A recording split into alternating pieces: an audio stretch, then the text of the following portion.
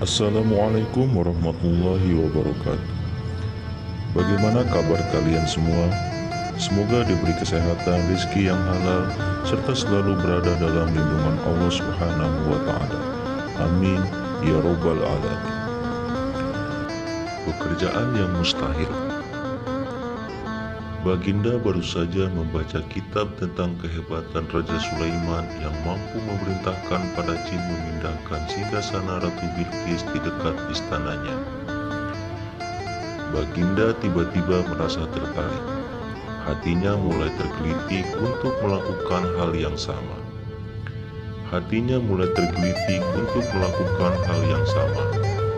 Mendadak, beliau ingin istananya dipindahkan ke gunung agar bisa lebih leluasa menikmati pemandangan di sekitar. Dan bukankah hal itu tidak mustahil bisa dilakukan karena Abu Nawas yang amat cerdik di negerinya? Abu Nawas segera dipanggil untuk menghadap Baginda Raja Harun al-Rasyid. Setelah Abu Nawas dihadapkan, Baginda bersabda, "Sanggupkah engkau memindahkan istanaku ke atas gunung agar aku lebih leluasa melihat negeriku?" tanya Baginda. Abu Nawas tidak langsung menjawab. Ia berpikir sejenak hingga keningnya berkerut. Tidak mungkin menolak perintah Baginda kecuali kalau memang ingin dihukum. Akhirnya Abu Nawas terpaksa menyanggupi proyek raksasa itu. Ada satu lagi permintaan dari Baginda, pekerjaan itu harus selesai hanya dalam waktu sebulan. Abu Nawas pulang dengan hati masyghul. Setiap malam ia hanya berteman dengan rembulan dan bintang-bintang. Hari-hari dilewati dengan kegundahan.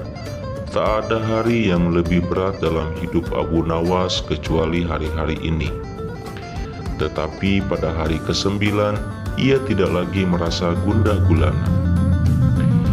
Keesokan harinya Abu Nawas menuju istana.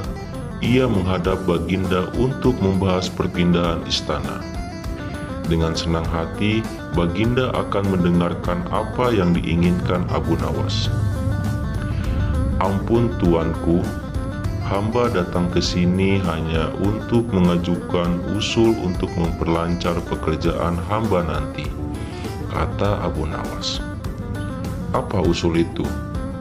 "Hamba akan memindahkan istana paduka yang mulia tepat pada hari raya Idul Kurban yang kebetulan hanya kurang 20 hari lagi."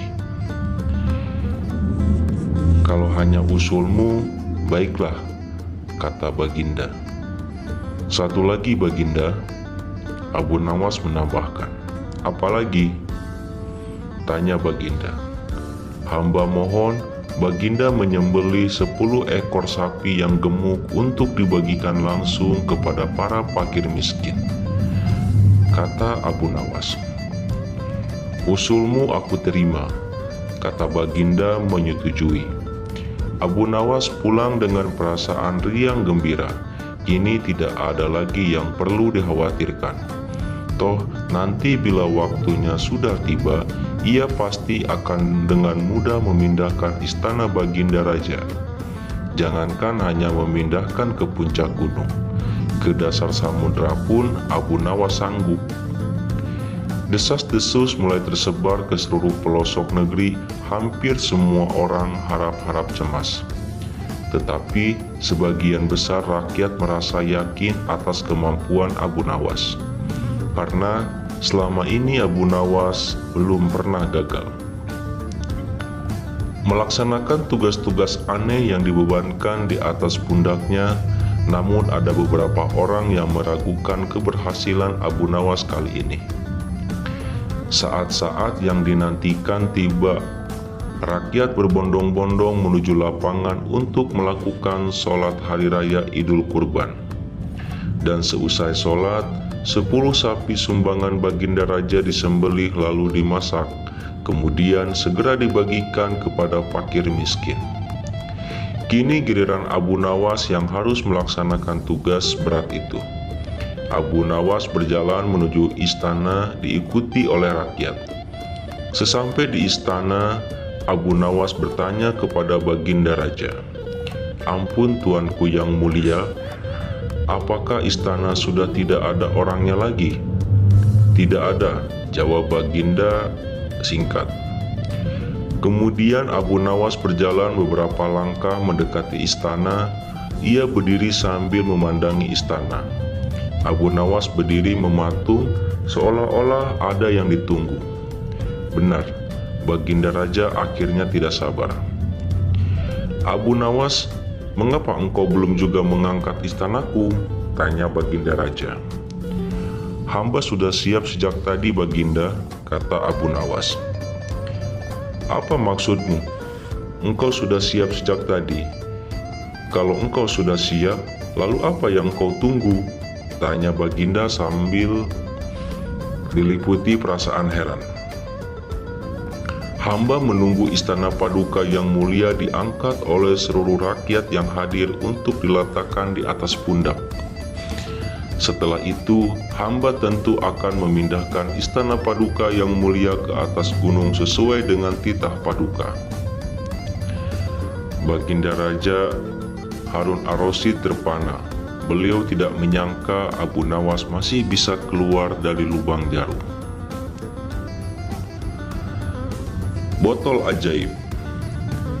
Tidak ada henti-hentinya, tidak ada kapok-kapoknya, Baginda selalu memanggil Abu Nawas untuk dijebak dengan berbagai pertanyaan atau tugas yang aneh-aneh. Hari ini, Abu Nawas juga dipanggil ke istana. Setelah tiba di istana, Baginda Raja menyambut Abu Nawas dengan sebuah senyuman.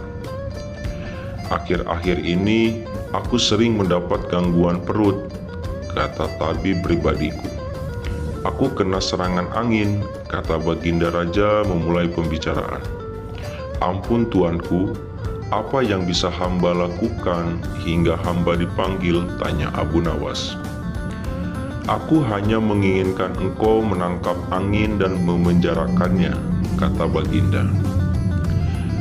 Abu Nawas hanya diam, tak sepatah kata pun keluar dari mulutnya.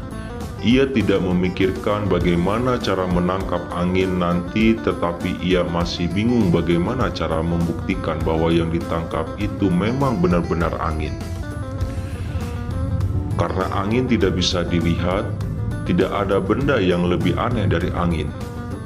Tidak seperti halnya air, walaupun tidak berwarna, tetapi masih bisa dilihat, sedangkan angin tidak. Baginda hanya memberi Abu Nawas waktu tidak lebih dari 3 hari. Abu Nawas pulang membawa pekerjaan rumah dari Baginda Raja. Namun Abu Nawas tidak begitu sedih, karena berpikir sudah merupakan sebagian dari hidupnya.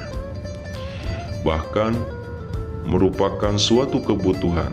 Ia yakin bahwa dengan berpikir akan terbentang jalan keluar dari kesulitan yang sedang dihadapi.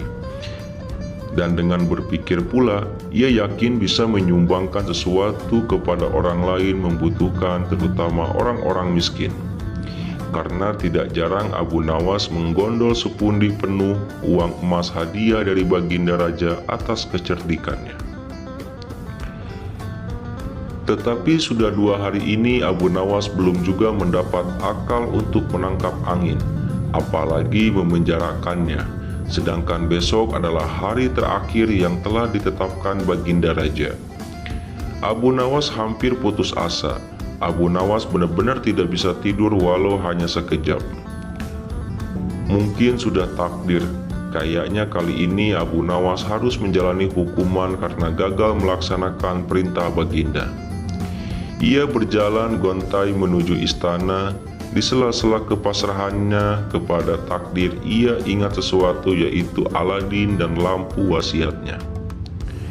Bukankah jin itu tidak terlihat? Abu Nawas bertanya kepada diri sendiri.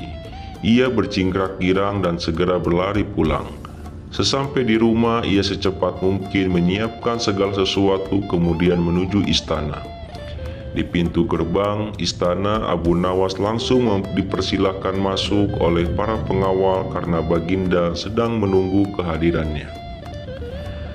Dengan tidak sadar, Baginda langsung bertanya kepada Abu Nawas, "Sudahkah engkau berhasil memenjarakan angin, hai Abu Nawas?" "Sudah, Paduka yang mulia," jawab Abu Nawas dengan muka berseri-seri sambil mengeluarkan botol yang sudah disumbat. Kemudian Abu Nawas menyerahkan botol itu. Baginda menimang-nimang botol itu. "Mana angin itu, hai Abu Nawas?" tanya Baginda. "Di dalam tuanku yang mulia," jawab Abu Nawas penuh takzim. "Aku tak melihat apa-apa," kata Baginda Raja. "Ampun tuanku, memang angin tak bisa dilihat, tetapi bila Paduka ingin tahu angin, tutup botol itu harus dibuka terlebih dahulu," kata Abu Nawas menjelaskan. Setelah tutup botol dibuka, Baginda mencium bau busuk, bau kentut yang begitu menyengat hidung. "Bau apa ini, hai Abu Nawas?" tanya Baginda marah. "Ampun tuanku yang mulia, tadi hamba buang angin dan hamba masukkan ke dalam botol, karena hamba takut angin yang hamba buang itu keluar. Maka hamba memenjarakannya dengan cara menyumbat mulut botol," kata Abu Nawas ketakutan. Tetapi Baginda tidak jadi marah karena penjelasan Abu Nawas memang masuk akal. Dan untuk kesekian kali Abu Nawas selamat. Ibu sejati. Kisah ini mirip dengan kejadian pada masa Nabi Sulaiman ketika masih muda. Entah sudah berapa hari kasus seorang bayi yang diakui oleh dua orang ibu yang sama-sama ingin memiliki anak. Hakim rupanya mengalami kesulitan memutuskan dan menentukan perempuan yang mana yang sebenarnya menjadi ibu bayi itu. Karena kasus berlarut-larut, maka terpaksa hakim menghadap Baginda Raja untuk minta bantuan. Baginda pun turut tangan. Baginda memakai taktik rayuan. Baginda berpendapat mungkin dengan cara-cara yang amat halus salah satu wanita itu ada yang mau mengalah. Tetapi kebijaksanaan Baginda Raja Harun ar-Rasyid justru membuat kedua perempuan makin mati-matian saling mengaku bahwa bayi itu adalah anaknya. Baginda putus asa. Mengingat tak ada cara-cara lain lagi yang bisa diterapkan, Baginda memanggil Abu Nawas. Abu Nawas hadir menggantikan hakim. Abu Nawas tidak mau menjatuhkan putusan pada hari itu, melainkan menunda sampai hari berikutnya. Semua yang hadir yakin Abu Nawas pasti sedang mencari akal seperti yang biasa dilakukan. Padahal penundaan itu hanya disebabkan Algojo tidak ada di tempat. Keesokan hari sedang pengadilan diteruskan lagi, Abu Nawas dipanggil Algojo dengan pedang di tangan. Abu Nawas memerintahkan agar bayi itu diletakkan di atas meja. "Apa yang akan kau perbuat terhadap bayi itu?" kata kedua perempuan itu saling memandang. Kemudian Abu Nawas melanjutkan dialog. "Sebelum saya mengambil tindakan, apakah salah satu dari kalian bersedia mengalah dan menyerahkan bayi itu kepada sang pemiliknya?" "Tidak, bayi itu adalah anakku," kata kedua perempuan itu serentak. "Baiklah, kalau kalian memang sungguh-sungguh sama menginginkan bayi itu dan tidak ada yang mau mengalah, maka saya terpaksa membelah bayi itu menjadi dua sama rata," kata Abu Nawas mengancam. Perempuan pertama girang bukan kepalang, sedangkan perempuan kedua menjerit-jerit histeris. "Jangan, tolong jangan dibelah bayi itu. Biarkan aku rela bayi itu seutuhnya diserahkan kepada perempuan itu," kata perempuan kedua. Abu Nawas tersenyum lega. Sekarang topeng mereka sudah terbuka. Abu Nawas segera mengambil bayi itu dan langsung menyerahkan kepada perempuan kedua.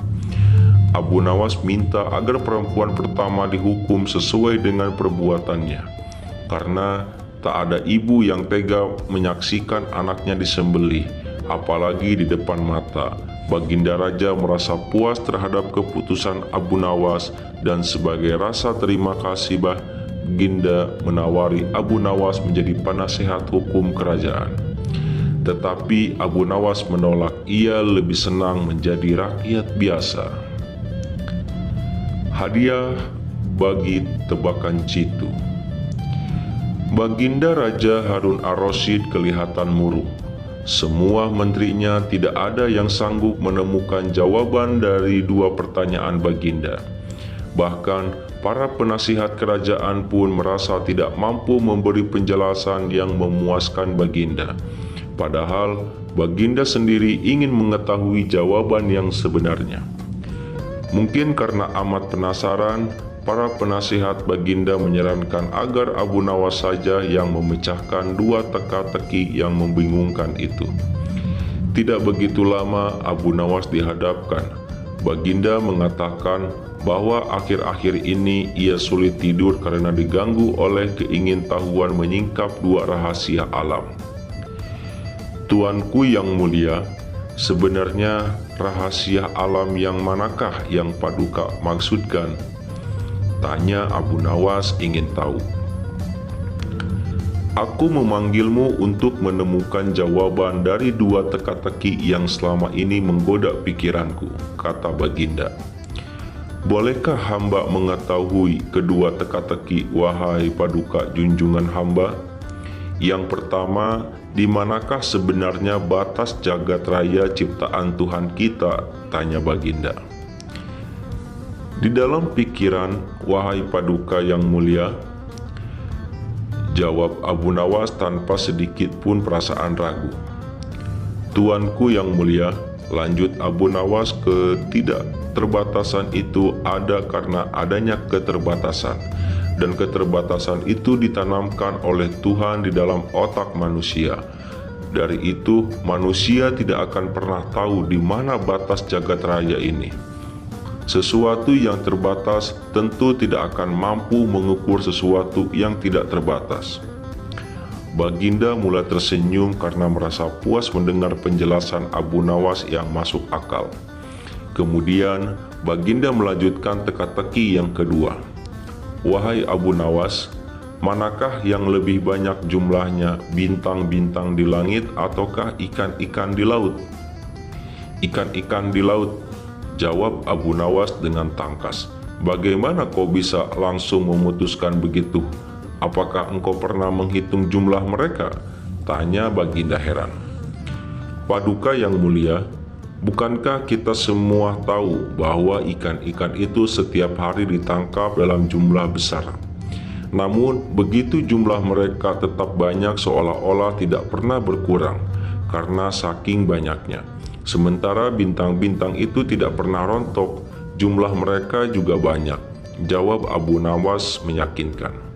Seketika itu rasa penasaran yang selama ini menghantui Baginda sirna tak terbekas. Baginda Raja Harun ar-Rasyid membintu akhirat. Tidak seperti biasa, hari itu Baginda tiba-tiba ingin menyamar menjadi rakyat biasa. Beliau ingin menyaksikan kehidupan di luar sana tanpa sepengetahuan siapapun agar lebih leluasa bergerak. Baginda mulai keluar istana dengan pakaian yang amat sederhana layaknya seperti rakyat jelata. Di sebuah perkumpulan beliau melihat beberapa orang berkumpul. Setelah Baginda mendekat, ternyata seorang ulama sedang menyampaikan kuliah tentang alam barjah. Tiba-tiba ada orang yang datang dan bergabung di situ. Ia bertanya kepada ulama itu, "Kami menyaksikan orang kafir pada suatu waktu dan mengintip kuburnya.